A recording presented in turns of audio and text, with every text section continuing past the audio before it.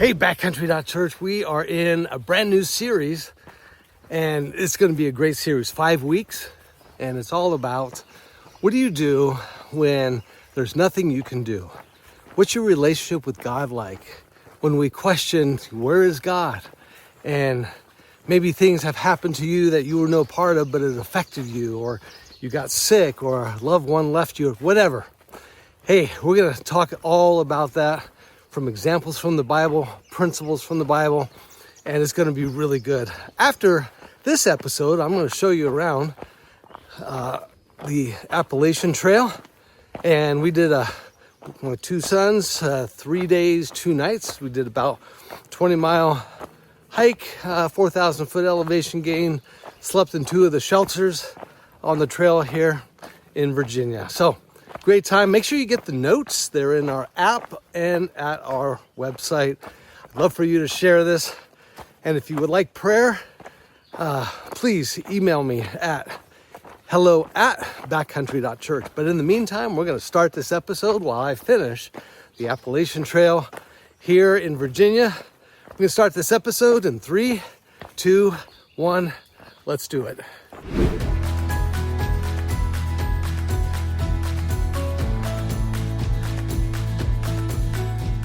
Well, hello, backcountry.church. Welcome to a brand new series called Trusting God When. Highly personal series, as we'll discover over the next 5 weeks, 5 episodes. Hope you can watch the whole thing. Make sure you download the notes in our app or at the website, backcountry.church. We're gonna dive right in. So this series, Trusting God When, answers the question, what do you do when there's nothing you can do? What do you do when there's nothing you can do? What do you do when you find yourself in a set of circumstances and there's just no way to change it? You've tried everything, and maybe you haven't tried enough, but at the end, when you've tried everything you could possibly do, there's just no way to change it. There are problems you can solve, and some problems are just actually unsolvable. There are tensions that can be resolved, but some tensions remain unsolvable. And at some point in your life, you're going to find out that there are circumstances which there's nothing you can do about it. And in that season of life, when it is what it is, and it just looks like it's going to be that way, how do you trust God in those moments? And for some of you, it's your marriage. You didn't think it would turn out that way, like myself. Some of you, it's financially, your financial dreams aren't coming true, and actually they can't come true. For some of you, it's professionally. You thought it would lead to one particular way, and guess what? It didn't work out that way. Now it's too late to start over. It's too late to get that degree. It's too late to, fill in the bank. And again, for some of us, we haven't done what we could possibly do. But at the end, when you've tried everything, there is nothing you can do. How do you trust God when? For some of you, it's, health issues. It's debilitating, it's chronic, it's just gonna go on and on and on. They can treat it, but they can't cure it. And this is your new normal, this is your new reality. And how do you trust God during those seasons? And the season could last a lifetime, actually. In this series, we're not looking for a solution, because to be honest, for some circumstances there just is no solution. It's the new normal, and if you try to get a solution in place, you may end up creating a bigger problem, creating a new problem. So what are you gonna do? You can run, but you don't want to run. You can give up on your kids, but you don't want to give up your kids. You don't want to give up on your kids. You can quit, but you don't want to quit. You can drink yourself into oblivion, but you know that's temporary and it's just going to create more problems. And we get jealous of other people. We look at their wrinkle-free life, their social media or whatever, and we think, man, that's the life that I was actually supposed to have. And in these set of circumstances, we tend to draw bad conclusions. Bad conclusions? I'm never going to be happy again. Life is over. There's nothing good can come from this. And there's no point in continuing on. And in reality, look, God is not absent. He's not apathetic, and he's not angry. Sometimes we feel like God is absent, actually. The main idea that I want to talk about today with a powerful story is when God is silent, he is not absent, he is not unconcerned, and he is not angry. And all of this, of course, was settled at the cross. And throughout the Old and New Testaments, God seemingly abandons his favorite people to the trusting God when circumstances. But that wasn't the case, that he abandoned them. No, God was at work. So many stories we can go through in the Old Testament and the New Testament. My point today isn't that you like your situation, but that you not give up on hope. That you not give up on hope. God is with you, and God is, God is actually at work. Let's dive into one set of circumstances, one story, true story that occurred, and I think you're going to relate. I know that in my circumstances, I can definitely relate, and I think you can as well. So Jesus is in Galilee, and he's just finishing up giving his disciples specific instructions of how to go about their ministry. He heads out to do some ministry himself, and some of John the Baptizers, John who was Jesus' cousin and one of Jesus' favorite people, he came to prepare the way for the Messiah, as prophesied in the Older Testament. And John the Baptizer sent some of his disciples to Jesus, and they asked him, "Are you the Messiah?" Well, why did John question? Why did he ask that question? Well, John was in prison, that's why. So, in Matthew chapter 11, verses 2 and 3, we read, "When John, who was in prison, heard about the deeds of the Messiah, he sent his disciples to ask him, 'Are you the one who is to come, or should we expect somebody else? Are you Messiah who's going to establish your kingdom, God in a bod? Are you him?'" And if you know the backstory, you know why John asked Jesus the question. John was in jail for criticizing the king. See, Herod, the son of Herod, who was, remember when Jesus was born and Herod had killed all the boys in Bethlehem, 2 years old and younger. Well, his son is now in charge, and he ran off with his brother's wife, who was his niece. Factor that on ancestry.com. Who was his sister's niece? That is his sister's daughter. So it's his niece, his sister's daughter, Herodias. And John the Baptizer took every opportunity to talk about this evil. Herodias got tired of it and talked Herod into having him arrested and taken to Herod's palace. We'll talk about the location of that palace in a moment. Matthew 11, verse 11, when John's disciples asked Jesus, "Are you the one?" Truly I tell you, among those born of women, there has not arisen anyone greater than John the Baptist. In other words, John is the GOAT, greatest of all time, other than Jesus. Jesus was very clear. There's nobody greater than John. I mean, this guy laid it all out there. He's the original one. Man, there is something about this guy.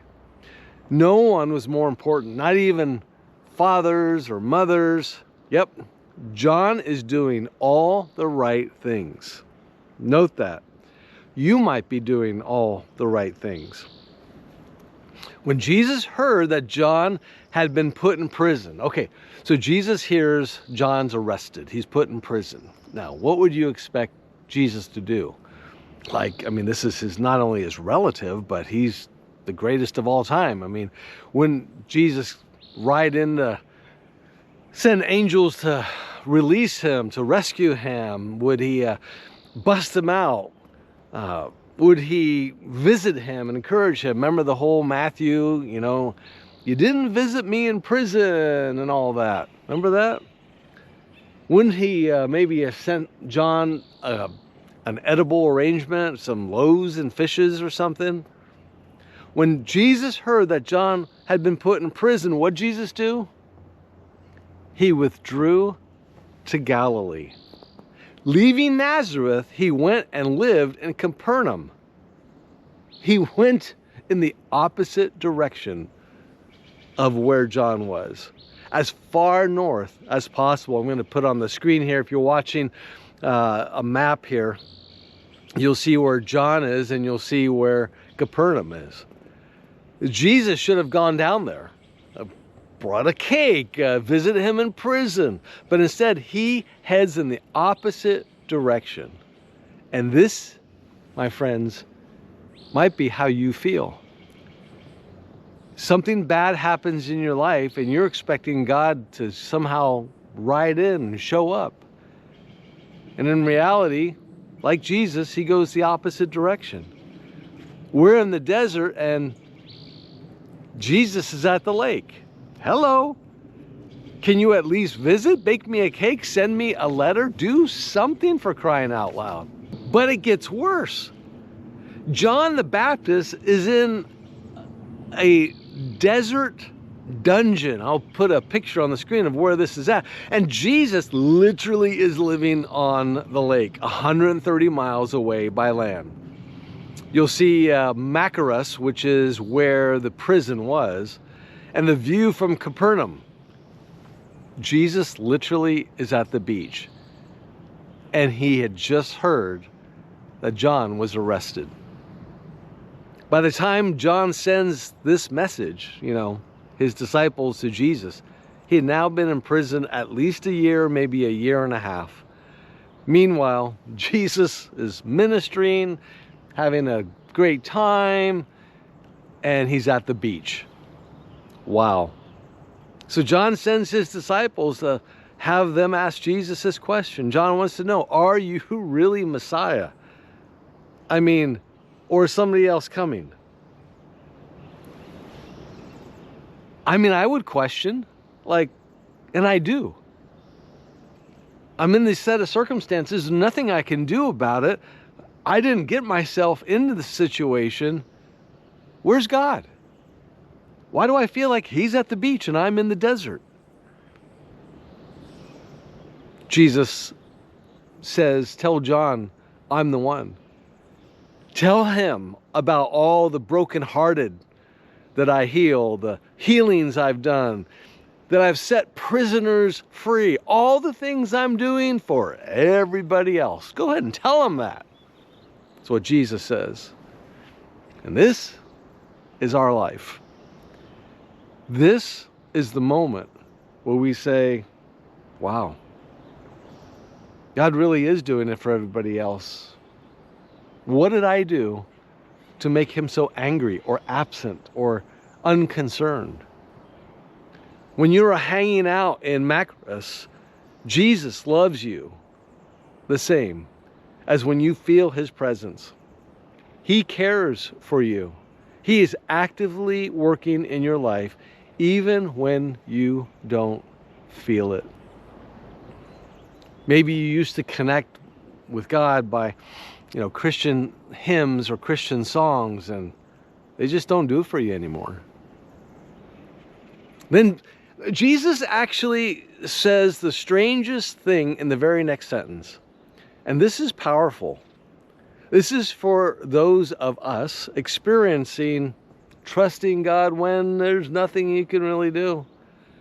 When you're waiting in the desert dungeon and there's no court date. Jesus says, blessed is anyone, that includes you and me, is anyone who does not stumble on account of me and my actions of what I do. By the way, John sends the message. I'm sure that his disciples went back and told him, and then John was beheaded. It's over. Done. It's as if Jesus is saying there will be times when I don't make sense. When it seems I don't come through and I appear to be silent, or circumstances don't change, or prayers aren't necessarily answered. Happy is the man or woman who maintains faith anyways, who believes and trusts anyways. Blessed is the one who does not interpret God's silence as absence, because God can be silent, but he's not absent. One other story I'll just mention here is found in John 11. This is sometime later, toward when Jesus is going to be crucified. This is about 2 weeks before, or 3 weeks, or whatever it is. Sometime later, Jesus and his guys are at the very spot where John used to baptize. And someone comes running with a message. Lord, the one you love is sick. That's referring to one of his best friends, Lazarus. He had just been with Lazarus. Now Lazarus is sick and he's going to die. Jesus knew who Lazarus was. Obviously they were close, which makes Jesus' reaction odd. Wouldn't you think that Jesus could just speak the word, he'd be healed, or get on his Uber and go take a day's walk and go over and touch him and heal him, or whatever? Now, Jesus loved Martha and her sister and Lazarus. So when he heard that Lazarus was sick, he stayed where he was 2 more days. Why? To ensure that Lazarus not only died, but was buried. Jesus didn't come running because he had other plans. Don't confuse God's apparent absence for apathy. Blessed is anyone who does not stumble on account of me. We don't always know why Jesus does what he does, nor should we read into it. But our faith needs to remain strong. And you may be weeping and crying and close to giving up hope. But let me tell you, Jesus has his own plans for you. Blessed is anyone who does not stumble on account of me. Trusting God when? I'll never be happy again. Nothing good can come from this. There's no point in continuing. How about joy can be yours? Nothing good can come from this. That would be hope will come from this. There's no point in continuing. There is purpose. Because, and I want you to say these statements out loud, and I'll put them, in the notes here, obviously for you. But I want you to say these. That I can be happy again. Something good can come from this.